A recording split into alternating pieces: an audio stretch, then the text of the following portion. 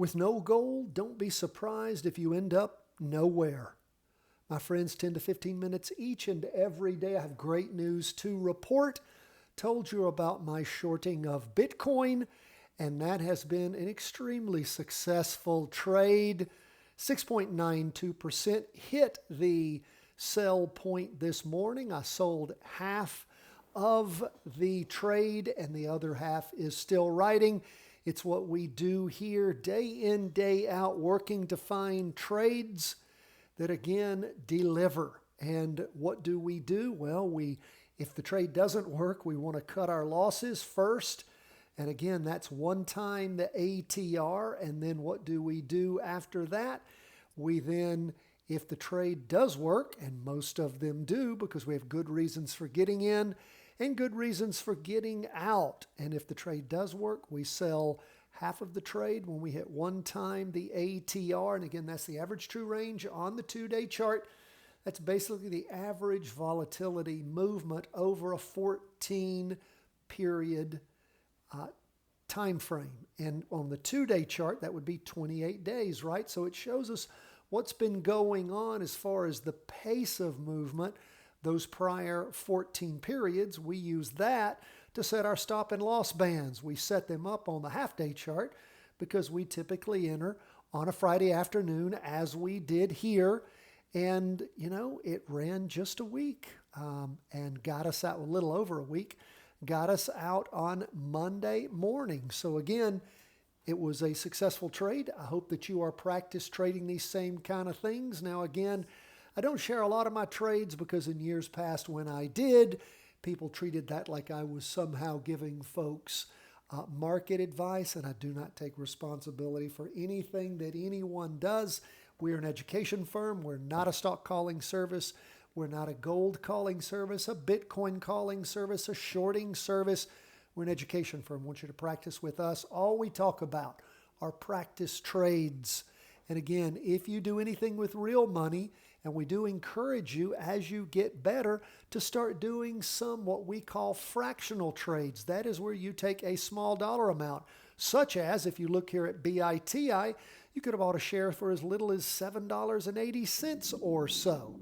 And of course, what does it mean if you lose 20% and you've bought, say, $100 worth, a few of these shares? If you lose 20%, it's $20. It's not like you putting in $100,000 and losing $20,000. Again, fools do that. And I tell everyone, if you want to gamble, go to Vegas. You'll be able to have a good meal, maybe get comped a hotel room if you're blowing that kind of money, and have more fun going to see shows and stuff. So again, do not gamble. You want to learn how to trade. Let's jump into the charts today. We see gold is up along with bonds, and we see stocks are down along with Bitcoin. Let's jump first into the S&P 500, down 0.21% as we start the week. We see we have a doji right here on the 2-day, which has finished drawing today or is in the midst of finishing drawing. We've got another 5 minutes as I record this. We can see on the 2-day chart it's fallen below the weekly trend line, as has the weekly chart itself, as has the half-day chart. Didn't in the morning, but did in the afternoon on the half-day. And of course, as we look at volume, lots of volume here on the 2-day chart. Again, showing us lots and lots of indecision.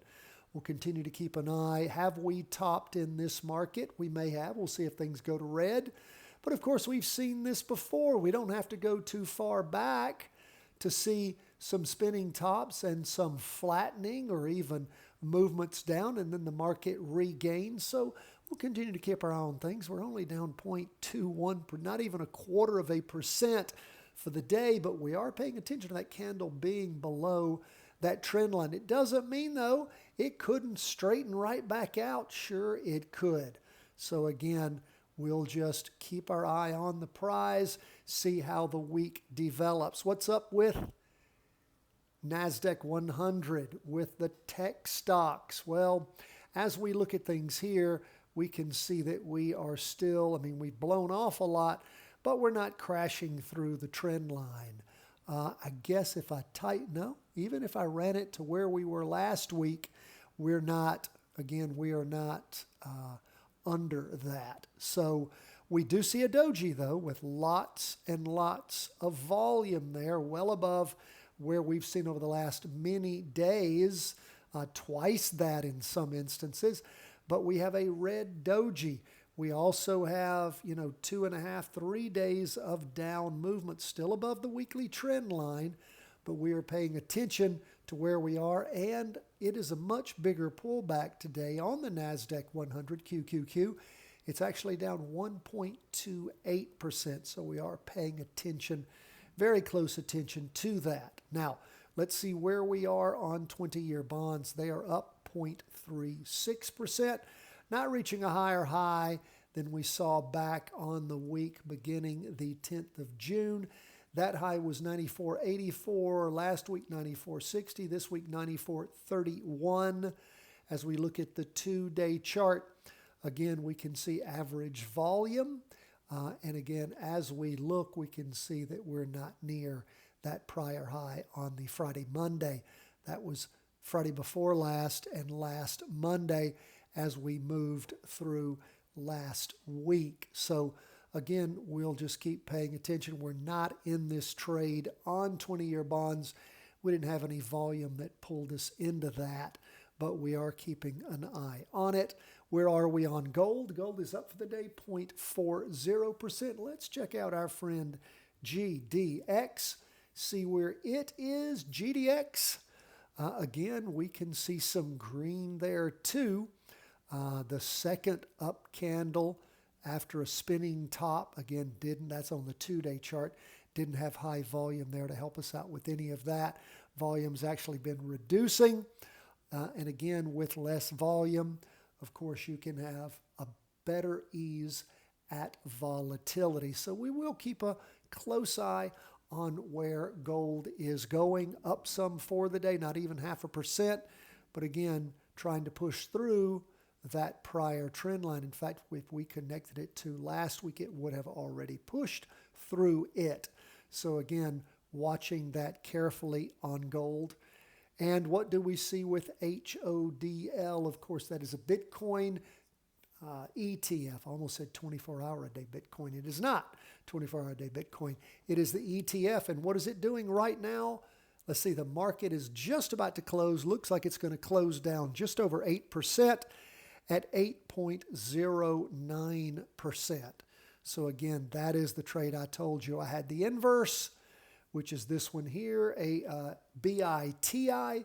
It is a single inverse, very liquid, which surprised me. I can open that up a little for you.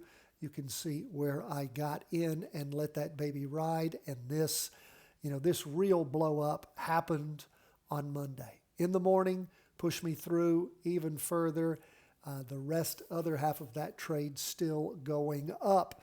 So again, as we look at Bitcoin overall, it is in a quite strong pullback, which is fine with me. I'll be ready for it. When it does turn around, we wonder how low will it go? Will it find a floor here? Will it find a floor where it, again, first started off? Probably not. May move down to here and find another floor and then move back up. We've sort of found a ceiling here that served us pretty well as opposed as watching it go sideways down, moving up some and then back over. We will continue to keep an eye on Bitcoin as we do each and every day. So again, week starting off interesting. We'll see how it continues to develop. We always love to hear from you. Hope you guys enjoyed over the weekend the email I sent where we did an analysis, an in-depth analysis of all 5 charts, gave you the predictive models that we had as far as what they would do over the course of this next week based upon all 3 charts and the indicators that we use. Be interesting to see how that plays itself out. One day doesn't mean the week, of course. One day is just one of 5. That is where we are. Always love to hear from you. CW@chartingwealth.com. God bless, my friends. All the best from the whole team at Charting Wealth World Headquarters.